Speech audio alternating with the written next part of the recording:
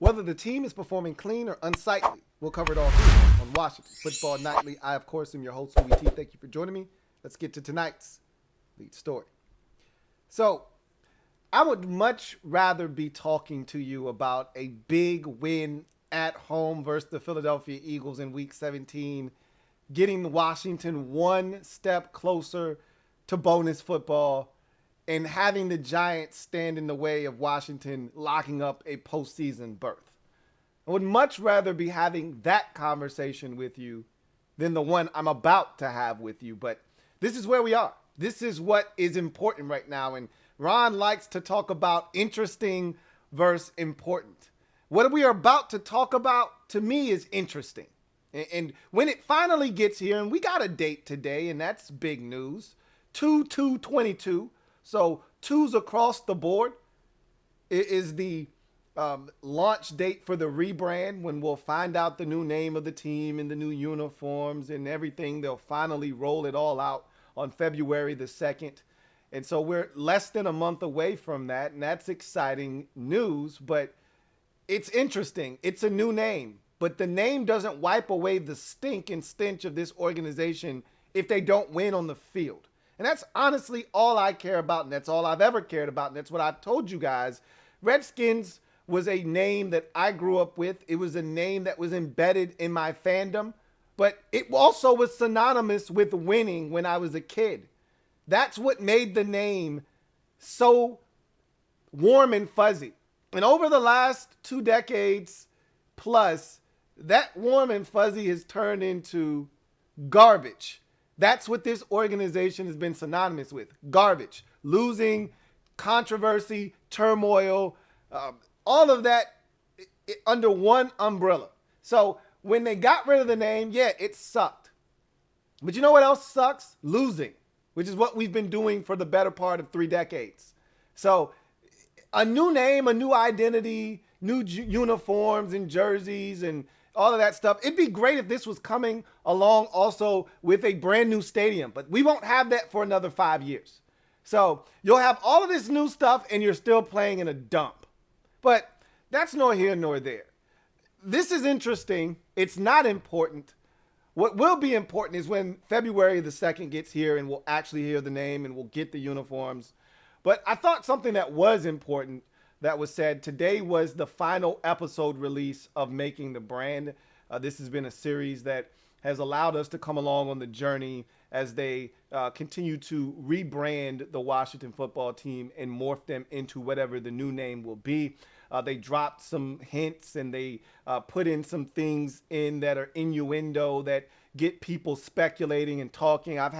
I can't tell you how many people send me screenshots of what they think is this or that. Hey, this is the reflection that I saw here, and nobody knows anything.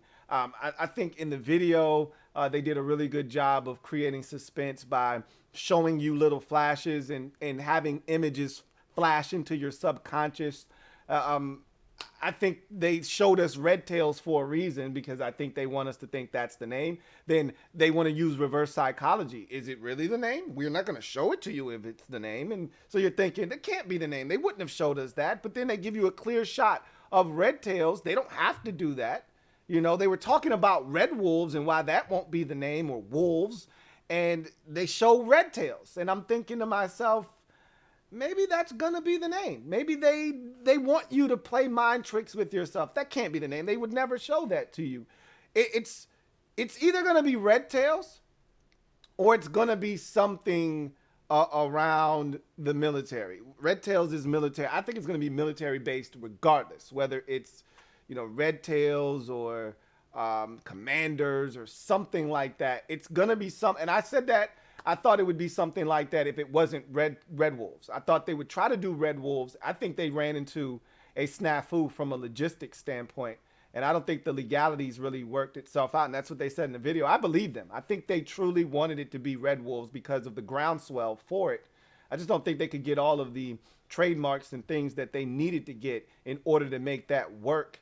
And, they don't want to be going down this road again. When they name this team whatever they're going to name it, in a month's time from now. They don't want to have to be going down this road again 10, 20, 30, 40 years from now. They don't want to be rebranding and naming it something else because of controversy.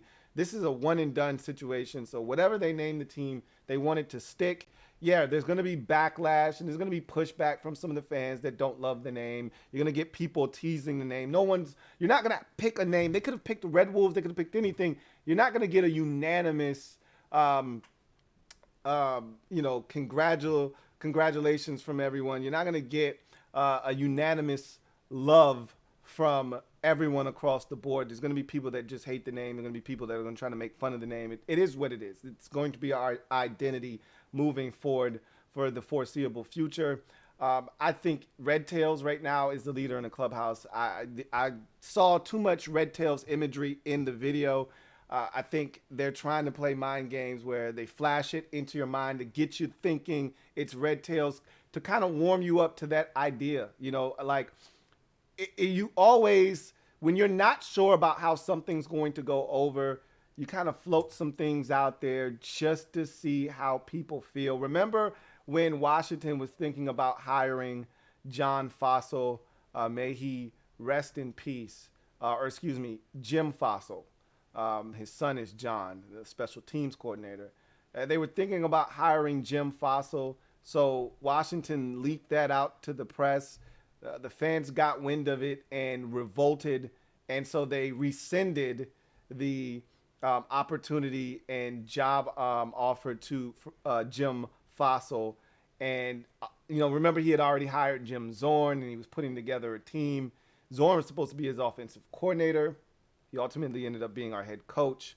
You know how that went. So I'm thinking them showing the Red Tails and floating that out there. I think that's their way of kind of testing the waters to see how people feel. I think that is going to be the name. It's one of two names. It's either Red Wolves or it's something like Commanders. I don't think it's Presidents or, the Brigade or anything like that. Armada, I don't think it's that either. I think it's going to either be like Commanders or it's going to be Red Tails. I think Red Tails is kind of what they projected in the video, what I saw multiple times in quick flashes, again, just tapping into your subconscious. That's why you do things like that.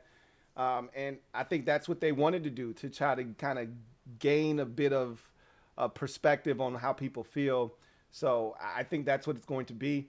I had some people talking about the three, stars that they showed on the uniform, and they're like, hey, this has something to do with the military. It has nothing to do with the military. Those stars are a symbol of the DC flag. If you've seen the DC flag, you know that it has 3 stars on it. That's just a homage to the city of DC and making sure that the roots in the city of DC are somewhere in this rebrand. So don't read too much into the 3 stars. It has nothing to do with the military. No military connotation is attached to that. Just a branding of home and making sure people understand that we want to get this right, even down to the detail of the state flag and having that be represented in this team. It's Washington. That's the one constant. No matter what, you take away Redskins, you change from Redskins to football team. Washington is the constant. So they want to make sure that Washington, which is Washington D.C., not Washington State, they want to make sure you know the difference, and that's why I think those 3 stars are in there. But we saw glimpses of the jersey. It looks like a darker burgundy. It's not the bright fluorescent pop burgundy, but looks more like a darker burgundy, kind of going back towards an old school, throwback jersey. I don't know if I necessarily love that or not. It's more of the burgundy that we wear when we have our homecoming games. If you recall those jerseys when we wear our throwbacks, the burgundy kind of looks like that color. Now that may be an alternate jersey. They may have some ones that are brighter, but that looks to be the color scheme. And something else that I picked up, and I'm pretty sure you did as well, in looking at it, black is going to be a part of this color scheme. There was a black stripe, white out. It was a white stripe with a black outline, and so black is going to be a part of the new color scheme. Obviously, burgundy and gold isn't going anywhere, but I think they're going to also integrate a little bit of black into the new get-ups. So that's something else to be on the lookout for. But again, all of this talk, really doesn't, move the needle for me. A lot of people get so wrapped up in this and excited about it, and it's something to get excited about. So if you're one of those people, I'm not going to knock the hustle. Enjoy this process. You got less than a month to kind of figure out what the hell is going on and be excited about something. But, while there'll be 3 or 4 teams still playing football, come February 2nd, which is what I'm more concerned with, we'll be talking about new jerseys and a new name and still playing in the same old dump stadium. So again, for some of you, it's really exciting. For me, it's not. It's just a means to an end. So we don't have to talk about this anymore. So we'll have a new name. So people can't call us the no names or whatever the hell else they want to call us. They don't have to call us football team anymore, which I thought was stupid. They can call us by our names, whatever the hell that is. But at the end of the day, all I ever wanted to do, all I ever want to do, all I still want to do is win. And this name isn't going to change that until they start getting it done on the field. Who gives a shit what this team is called? We stink right now, and until we change that tenor, the name won't change the fact that we're a team right now that hasn't won double-digit games since 2012 in a season and hasn't won more than 10 games in a season since 1991. So, again, there's a lot to unpack there, but at the end of the day, it'll be good to get a new name. It'll be good to put this behind us, to change the narrative and, finally, turn the page and see whatever is, to come in the future, and if this is something that we all want to get behind. I mean, I've already said I'm not going anywhere. This rebrand wasn't for me. It was for all the fans that, get excited about things like this, for all the fans that, weren't sure if they wanted to be Washington football team fans and weren't going to be a fan of the team when they were named Redskins. This is for them. For the younger generation that they're trying to bring in, this is for them. I'm not going anywhere. I told you, as long as they don't name the team the Washington Tampons, I don't really give a shit. And I know they're not going to do that. So they're not going to embarrass me with whatever they name the team. It's going to be something that's going to be cool. They already said it's something that's going to make the DMV proud. I mean, it's got to be something military related if you're going to say that. Red Wolves wasn't going to make the DMV proud, right? Like, no one, a 24-year-old veteran of the military wasn't going to give a shit about Red Wolves, right? But he will if it's got some kind of military connotation. So we'll see what it is. They put out this video and also the president's address.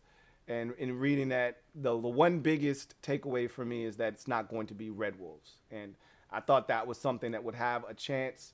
I knew there would be some legalities. There's a college football team with the name already. And, there are other, the Minnesota Timberwolves, they've got Wolves. It's hard to lock down just Wolves or Red Wolves. And there's already a Red Wolves, as I just mentioned, a college football team that has that nickname. So it was going to be tough for them to get the kind of trademarks that they wanted so that they could sell and brand and merchandise and things of that nature. So they went ahead and just took Red Wolves out back, put 2 in its dome. So anybody out there that was screaming Red Wolves from the mountaintops, you could be let down easy before the rebrand was complete on the 2nd of February and you didn't get your wish. So they came out, said that wasn't the name. I think we have an idea of what it's going to be. It's going to have some kind of military connotation. I think Red Tails is the leader of the clubhouse right now, but I wouldn't be shocked if it's the Commanders or something along those lines. So anybody out there have a clear idea of what they think it's going to be? I'd love to hear it. Leave it down in the comment section. Just to transition into in other news, Ron Rivera spoke after the loss to the Eagles to drop Washington to 6-10 on the season and dash any faint playoff hopes that they may have had going into Sunday's action. I'd already pronounced the season dead after the first loss to the Eagles. Really, it felt like the season was dead after the Cowboys loss once we started having these COVID issues. But The biggest thing I took away from Rivera talking was, talking about the future. Talking about, Ron's plan and is it on track, and what is going to come of Montez Sweat and Chase Young and Jamin Davis and all these guys you spent first round picks on. And Ron talked about keeping the right guys around, and these are all big decisions, things that we talked about over the last 48 hours or so. I talked about this a bunch after the game during overtime, that there's a lot of decisions to be made. A lot of guys are going to be free agents after this season. There are going to be a number of guys that are going into the final year of their deal, like Cole Holcomb and Terry McLaurin and Deron Payne, that you may or may not think are parts of this team moving forward. Obviously, Terry and Cole Holcomb, I think, are linchpins and cornerstones of what they want to build here, similar to Jonathan Allen. Those are guys that I think they view as a part of the solution, not a part of the problem. So I think those guys are going to be back. It's not a matter of if, it's a matter of when those guys sign extensions. But then you have players like Ricky Seals-Jones and J.D. McKissick and, guys like that I think they really, truly do like, but had some injuries this season. And do you want to bring those guys back or not? Obviously, you've got Charles Leno Jr. on a one-year deal. Do you bring him back? I think they really like what he was able to provide for them. Could you upgrade that position? Sure. But, are you more comfortable just riding it out with Charles Leno for the next 2-3 years? Maybe. Obviously, Brandon Sheriff is playing on his second consecutive franchise tag. He's another guy you've got to have a conversation about. They desperately, clearly want him back, which they wouldn't have franchised him and paid him the kind of money they did this year. But for the 18th straight year, at some point, Sheriff is injured and doesn't play a full, 16, now 17 game slate. But again, another Pro Bowl year for Brandon Sheriff. What do you do if you're Washington? That's another discussion that they'll have to have this offseason. Nothing trumps the quarterback position. Obviously, there is a massive void there. They've got to do something, but what do you do when the crop of quarterbacks isn't ideal and the crops of free agent quarterbacks, much like last year, isn't ideal? Last year, there was a little bit more juice out there worth squeezing, and there were some trade opportunities that we didn't know were going to arise. Don't really see those situations presenting themselves other than maybe Russell Wilson in Seattle. But again, it's interesting to see what a year difference a year makes. Last year, this time, I think a Russell Wilson might have been attracted to a place like Washington. You're coming off of winning the division. Ron's turning things around. You feel like this thing is going on the up and up. And now you take a step back. We may ultimately have the same amount of wins as we did a year ago, 7 wins. Last year we were 7-9. This year we may be 7-10, depending on what happens against the Giants on Sunday. But it feels like a different 7-win season, a lot different than last year's 7-win season. Chase Young isn't coming off the monster year, and you're not as excited about this defense. And, the offense you feel like still needs a big shot in the arm. You felt like, hey, we did all of this with all of that nonsense going on last year. You felt really good. Okay, Terry McLaurin coming back. You're going to add Curtis Samuel. We drafted a couple of receivers. You added Adam Humphries. You got all this stuff that you're excited about. And this year, you're like, yeah, we still need to do work. De'Ami Brown didn't do what we thought he was going to do in his rookie season, but we still like him. Curtis Samuel, he might as well say we just signed him this offseason because we didn't get shit out of him, so don't really know what he adds to the football team.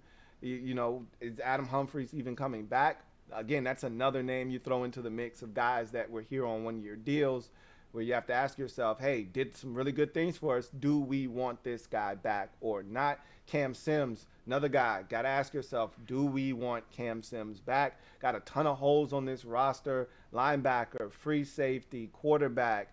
I mean, these are just a number of a few of the number of many positions that need work. I think tight end could use a shot in the arm, whether you bring Ricky Seals-Jones back or not. I don't love the tight end position. I like it. I don't love it. I think you could draft a guy. I don't think they're going to, especially if they bring Ricky Seals-Jones back. I think he was a revelation. But he's also shown us he can't stay healthy. So, I'd love to see them do something at the tight end position. I'd love to see them, and I think they are going to do something at wide receiver. I don't think it's good enough what they have, because much like last year, what we found out is once, one guy gets injured, everything falls the hell apart. And Terry, we thought that we were so far removed from where we were last season, where, okay, we got no speed and Terry's the only guy out there. Well, we were in the exact same spot once Curtis Samuel couldn't play. And, Cam Sims, bless his heart, he gave us what he had, just like he did last year. Adam Humphries was clutch in the slot in some big situations, and DeAndre Carter gave us a lot more than what we bargained for. But none of these guys scare other defenses. No one's afraid of DeAndre Carter or Adam Humphries or even Cam Sims. No one's afraid of these guys. Like, you need a true, legitimate number 1B or number 2 receiver across from Terry. And Curtis Samuel, I didn't think he was that when we got him. I told you I wanted a legitimate number 2 like Corey Davis. I think he's more of a Swiss Army knife, gadget guy, can do a little bit of everything. But again, Curtis Samuel is cool. I still think we need another guy opposite Terry to add to Curtis Samuel and De'Ami Brown and Dax Milne and, whomever you decide to keep, Cam Sims, Adam Humphries, whomever. I think we need to add another guy into the mix. I think we need to add to the depth this defensive line. Oh, my God, this vaunted defensive line. Well, Tim Settle is going to depart in free agency more likely than not. Are you bringing back Daron Payne? You got to make a decision. I mean, obviously you could let him play out the final year of his deal and do nothing, but generally you don't want to do that with a guy you want to keep. So are you trying to keep Daron Payne? Are you going to let him leave? What are you going to do? The defensive end, we saw that we don't have enough depth. They knew that. They acknowledged that. If you recall, at the end of last year's draft, they said, hey, we really wanted to add a veteran in free agency. Nobody wanted to come here. They knew they would be playing behind Montez Sweat and Chase Young, and they really didn't want to do that. So they had to go the draft route, and what we ended up with was James Smith-Williams, Casey Tuhill, and, I mean, I wasn't excited about that. I told you guys. And the running joke last year, I used to always say, what are you going to do, put Casey Tuhill in the game? Well, yeah, that's what we had to do this year. A bunch was to put Casey Tuhill in the game. And look, these guys are try-hard guys. They give you great energy. They do what they're told.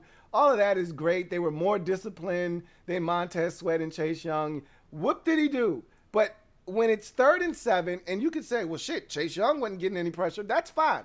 But these guys didn't bust a grape. When it was 3rd and 7, Jalen Hurts and Dak Prescott are just standing back there building a damn house. And if that's what you want, in your backup defensive ends, bless your heart. More power to you. But we got to do better than that. So I feel like there could be an upgrade at defensive end, behind the 2 guys that we have as starters. I wouldn't be afraid to, take another defensive tackle because, again, Payne may not be here after next year. Tim Settle's already going to be gone. And, you just need more depth. So I wouldn't be shocked if they took a defensive lineman.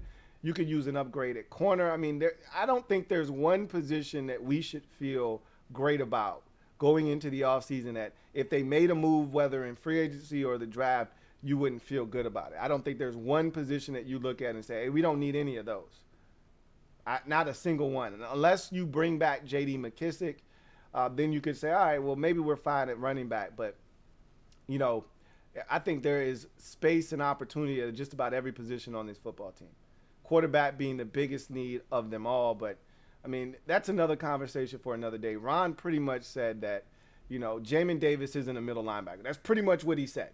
It's like, look, we came to the realization that Cole Holcomb isn't a middle linebacker. He's much better as a weak side backer, which is what I said 2 years ago. I was like, hey, what are we doing with Cole Holcomb? He's the quintessential weak side linebacker. They had him at strong last year a ton. I'm like, just let him be a run and chase linebacker as a weak side backer. We see him doing that, and now he's kicking ass. Like, that's what he should have been all along. That's nor here nor there. The bottom line is he's like, Cole needs a guy that's a true middle linebacker, one that can call the defense, allow Cole to just go out and play and not have to worry about getting everybody lined up. That's what John Bostic served for Cole Holcomb, and that's why they had David Mayo out on the field. Nobody wants to hear that shit at week 17 when your season's done. Nobody wants to hear that. Whoa, David Mayo gives Cole Holcomb a chance to run around. You know what? We want to see Jamin Davis running around. We don't want to see Jamin Davis playing 13 snaps. I don't want to see David Mayo one-on-one running across the field chasing CeeDee Lamb like he was last Sunday night. I don't want to see David Mayo one-on-one with Boston Scott on an arrow route over the middle of the football field getting torched. I'd much rather see Jamin Davis in that position, which is why you drafted him. So, you know, to hear Ron pretty much say, and I know a lot of you are going to just say, well, Jamin Davis is a bust. They should have never taken him. The guy stinks, yada, yada, yada. That's fine. You're never going to hear that from me because I don't believe in calling guys busts and writing their future in just their first season in the league. I've said this a million times. I'll continue to say it. Everybody matures at a different rate. And so Jamin Davis, I'm not going to make him any different. Same thing with Dyami Brown. You know, all of these guys, they develop at their own pace. And so I'm not going to condemn any of these young players. They're going to get as much time as they need. You know, 2-3 years in, you realize, okay, there's a ceiling. Like we knew after about 2 years with Josh Doxson, okay, this guy, he's not legit. You know, and so we'll see. You know, but rookie season, it's so hard to evaluate these players.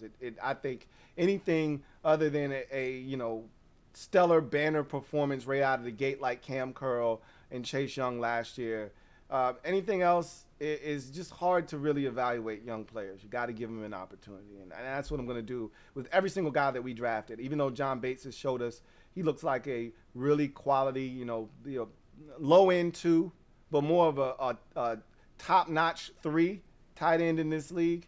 You know, you look at Sam Cosmi, when healthy, he was really good at right tackle.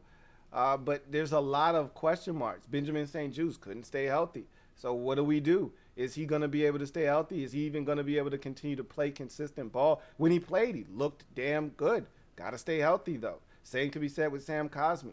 You know, Dyami Brown got injured. And so once he got back, he was invisible. So a lot can be said about the draft class last year. I think a lot has been left to be desired with that group. But that's why you can't tell what a draft class is for 3-4 years. You know, so we'll see what happens. I don't love Jamin Davis playing 13 snaps and David Mayo being out there. I don't give a shit what your reasoning for that is. I don't want to see David Mayo on the field in week 17 when our season is done. I want to see the young guys getting a chance to play, but that's nor here nor there. The bottom line is we got a lot to fix this offseason, and I think this is a pivotal offseason for Ron Rivera, but again, that's another discussion for another day. So that's going to do it for me, your man, Louie T. So we know when we're going to get our new name and jersey and rebrand and all of that good stuff. February 2nd, 2022. So 2/2/22. We know when it is. Now it's a matter of what is it? I think it's Red Tails. What says you? Leave it down in the comment section. I'd love to hear from you guys. And what do you think about the color scheme? I mean, you've got a chance to really see it. You know, it's a different shade of burgundy.